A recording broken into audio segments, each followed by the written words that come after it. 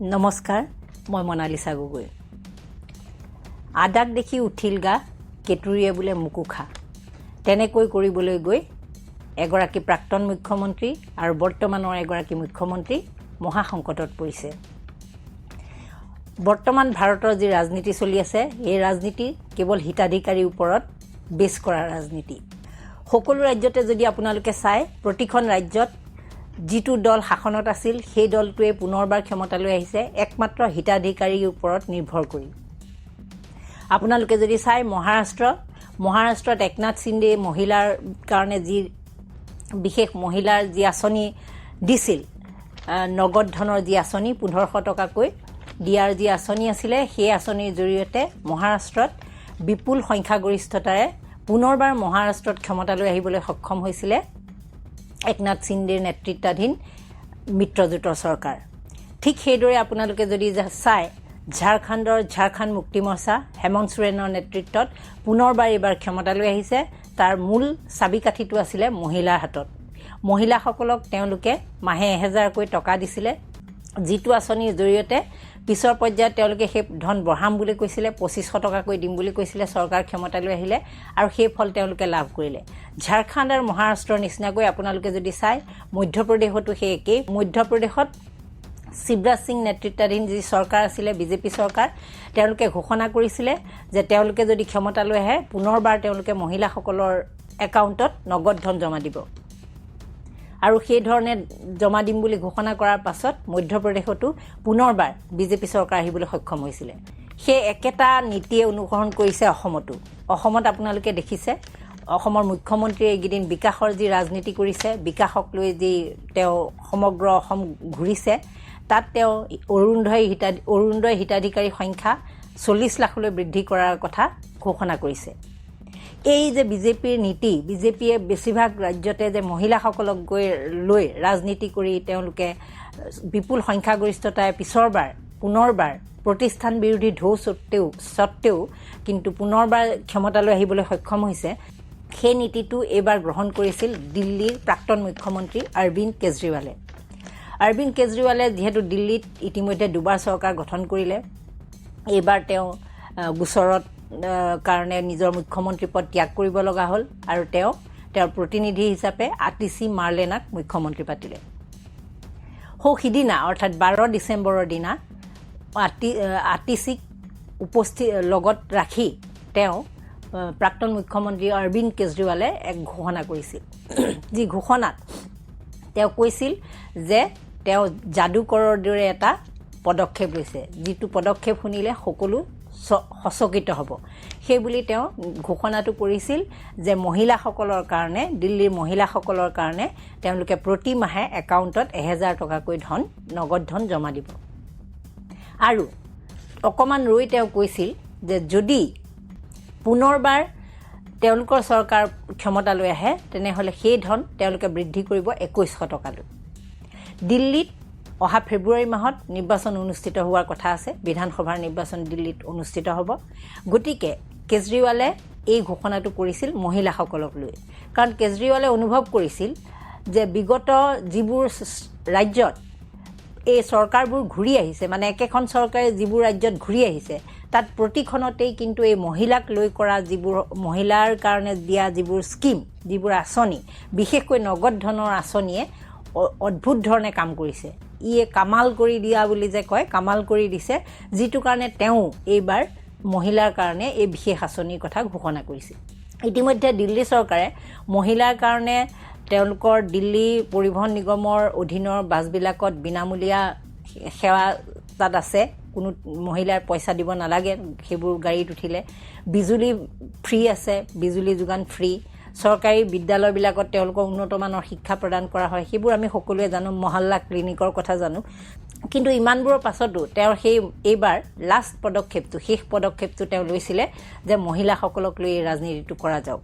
গতিকে তেওঁ মুখ্যমন্ত্ৰী মহিলা সন্মান যোজনা এইটো ঘোষণা কৰিছিলে, আৰু এটা ঘোষণা কৰিছিলে সঞ্জীৱনী যোজনা। এই দুয়োটা যোজনাৰ প্ৰথম মহিলা যিটো মুখ্যমন্ত্ৰী মহিলা সন্মান যোজনা ইয়াৰ জৰিয়তে মহিলাসকলক মাহে 1000 টকাকৈ প্ৰথম দিয়াৰ কথা আৰু চৰকাৰ পুনৰবাৰ ফেব্ৰুৱাৰীত ক্ষমতালৈ আহিলে 2100 টকালৈ বৃদ্ধি কৰাৰ কথা আছিল আৰু সঞ্জীৱনী যোজনাৰ জৰিয়তে যিসকল 60 বছৰ ওপৰৰ যিসকল লোক তেওঁলোকৰ কাৰণে বিনামূলীয়া স্বাস্থ্য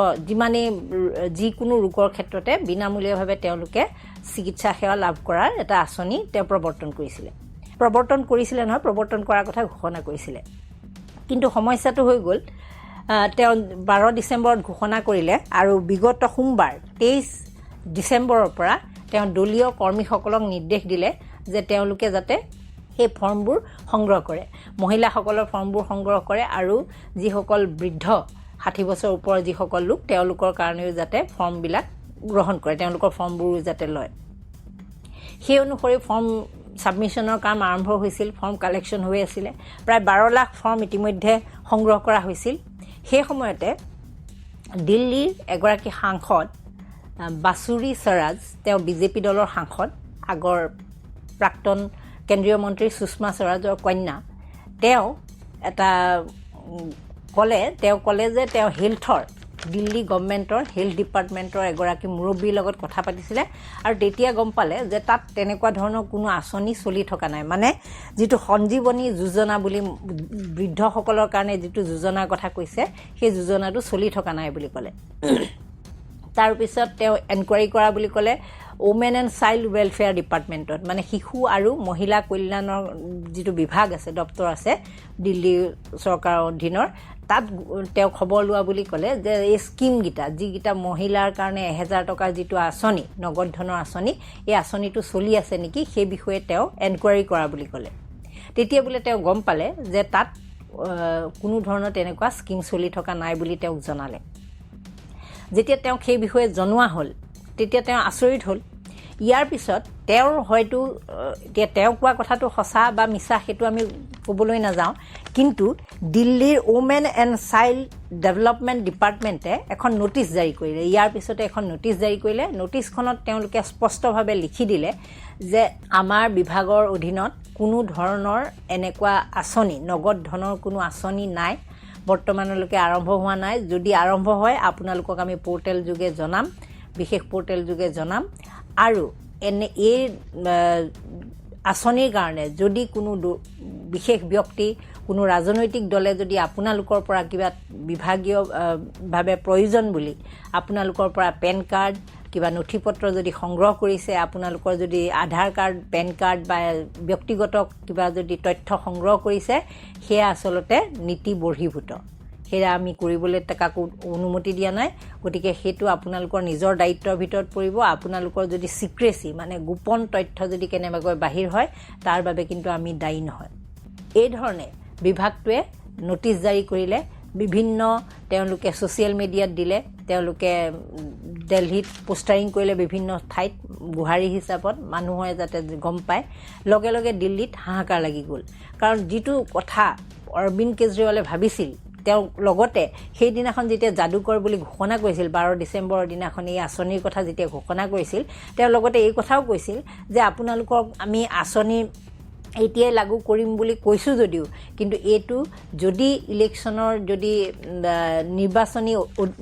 যেটো অধিসূচনা যদি জাৰি হৈ যায় তেনেহলে আমি কিন্তু আপোনালোকক এতিয়া দিব নোৱাৰিম তেতিয়া নিৰ্বাচনৰ পিছতহে দিব লাগিব কিন্তু মই এই ঘোষণা কৰাৰ লগে লগে এই ইয়াৰ চালু হোৱা বুলি মানে তেওঁ কৈছে যে এইখন আৰম্ভ হোৱা বুলি আপোনালোকে ধৰি লওক মই কোৱাৰ লগে লগে কিন্তু আমি আপোনালোকক এতিয়া নিশ্চিতি দিব নোৱাৰো কাৰণ নিৰ্বাচনী অধিসূচনা যদি জাৰি হৈ যায় তেনেহলে আপোনালোকে হয়তো এই ধনটো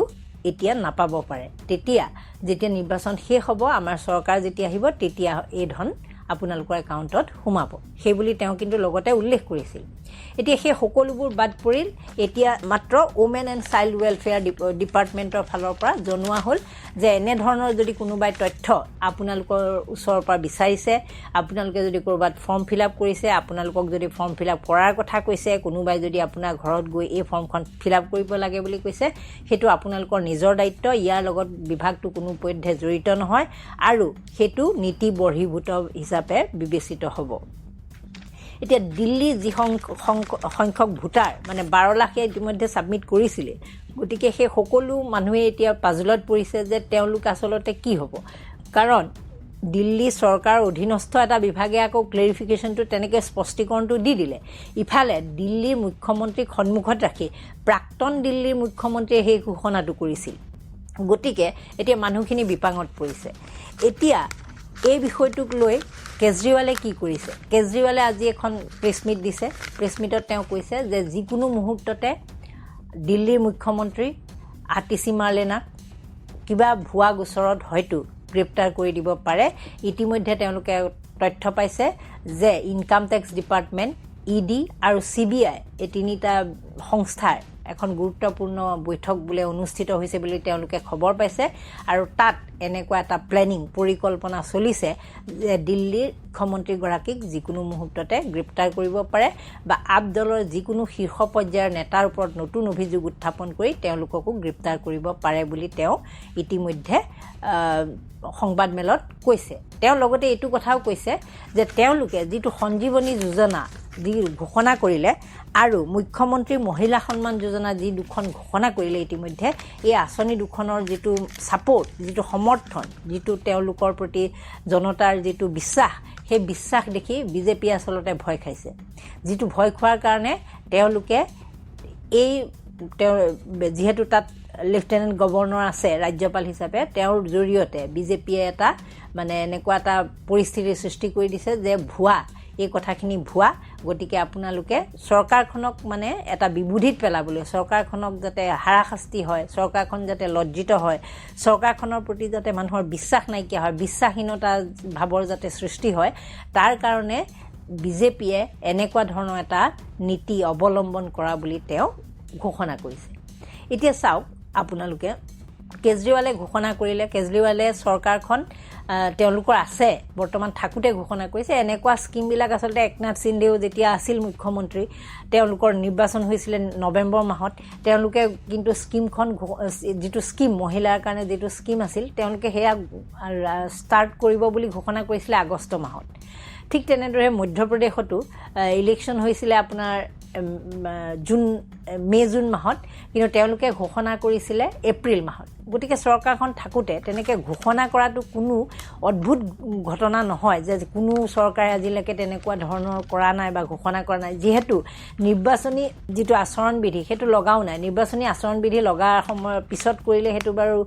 ৰুলৰ বাহিৰত হয় নীতি বিৰুদ্ধ হয় যিহেতু তেওঁলোকৰ চৰকাৰখন চলি আছে তেওঁলোকে এটা স্কিম ঘোষণা কৰাত সিমান আপত্তি কৰিব লগা একোৱেই নাই কাৰণ তেওঁলোকে পইচাটো দিয়া নাই ফৰ্ম জাষ্ট কালেকশ্যনৰ কথাটো কৈছে আৰু সেইখিনি মহিলাক যেনেকৈ প্ৰলোভিত কৰিবলৈ বেলেগবোৰ চৰকাৰে বেলেগ ষ্টেটত যেনেকৈ কৰি আছে তেওঁলোকৰ চৰকাৰ যিহেতু দিল্লীত আছে নিজৰ চৰকাৰ আছে গতিকে তেওঁলোকে সেয়া মহিলাক প্ৰলোভিত কৰাৰ কাৰণে সেইখন আঁচনি লৈছিল কিন্তু সেই আঁচনিখন ভুৱা প্ৰতিপন্ন কৰিবলৈ জনমানসত হেয় প্ৰতিপন্ন কৰিবৰ কাৰণে কেজৰিৱালক হেয় প্ৰতিপন্ন কৰিবৰ কাৰণে আবদলক হেয় প্ৰতিপন্ন কৰিবৰ কাৰণে বিজেপি দলে এনেকুৱা এটা পন্থা অৱলম্বন কৰা বুলি বিৰোধী দলেও ক'ব খুজিছে বা আপেও ক'ব খুজিছে এতিয়া কথা হ'ল দেশত কেনেকুৱা ধৰণৰ ৰাজনীতি চলি আছে আপোনালোকে ভাবক কোনো যিটো সময়ত আমি জানিছিলোঁ যে বিৰোধীকো সমানে ৰেচপেক্ট কৰা হয় সমানে বিৰোধীৰ যিকোনো শাসক দলৰ প্ৰতি সকলোৰে সন্মান থাকে কাৰণ ক্ষমতাত দলটো আছে তেওঁলোকে জনতাৰ ভোট লৈ পেলাই ৰায় লৈহে আছে তেওঁলোকে জোৰ জবস্তি কেজৰিৱালৰ চৰকাৰ দিল্লীত নাই গতিকে বিপুল সংখ্যক ভোটত তেওঁলোকে সংখ্যাগৰিষ্ঠতা লাভ কৰিছিল তাৰপিছত দিল্লীত চৰকাৰ গঠন কৰিছিল গতিকে তেনেকুৱা এখন চৰকাৰে তেওঁলোকৰ যিহেতু সময় আছে গতিকে সেইখিনি কথা ঘোষণা আঁচনি এটাৰ কথা কোৱাটো ঘোষণা কৰাটো কোনো নীতিবিৰুদ্ধ কথা নহয় যেনেকৈ মই ক'লোঁ যে একনাথ সিন্ধেও তেনেদৰেই ঘোষণা কৰিছিল হেমন্ত সোৰেনেও তেনেদৰেই ঘোষণা কৰিছিল বা আমাৰ মুখ্যমন্ত্ৰী অসমৰ মুখ্যমন্ত্ৰীয়েও তেনেদৰেই ঘোষণা কৰি আছে এতিয়া আৰু ঠিক সেইদৰে মধ্যপ্ৰদেশতো নিৰ্বাচনৰ আগত তেনেদৰেই ঘোষণা কৰি আছে যিহেতু নিৰ্বাচনী আচৰণবিধি বলবৎ হোৱা নাই ইয়াৰ কাৰণে কোনো এটা মানে এনেকুৱাও নহয় যে এইটো এটা অদ্ভুত কাম হৈছে বা এইটো একেবাৰে নীতি বিৰুদ্ধ সংবিধান বিৰুদ্ধ কাম হৈছে তেনেকুৱা ধৰণৰ নহয় কিন্তু এখন চৰকাৰক মিছা অপবাদত দি হেয় জনমানসত হেয় কৰিবলৈ জনতাক বিপথে পৰিচালিত কৰিবলৈ ভোটাৰক বিপথে পৰিচালিত কৰিবলৈ আচলতে এই ধৰণৰ এটা পলিটিকেল গেম খেলা হৈছে ৰাজনৈতিক এইটো আপোনাৰ খেল বুলি পাশা বুলি কোৱা হয় যিটো আচলতে কোনো এটা দলক হেয় প্ৰতিপন্ন কৰিবলৈ বা কোনো এখন চৰকাৰক হেয় প্ৰতিপন্ন কৰাৰ চেষ্টা চলোৱা হয় আৰু এনেধৰণৰ চেষ্টা চলিয়ে থাকে। আজি জানেই আমাৰ অসমৰ মুখ্যমন্ত্ৰীও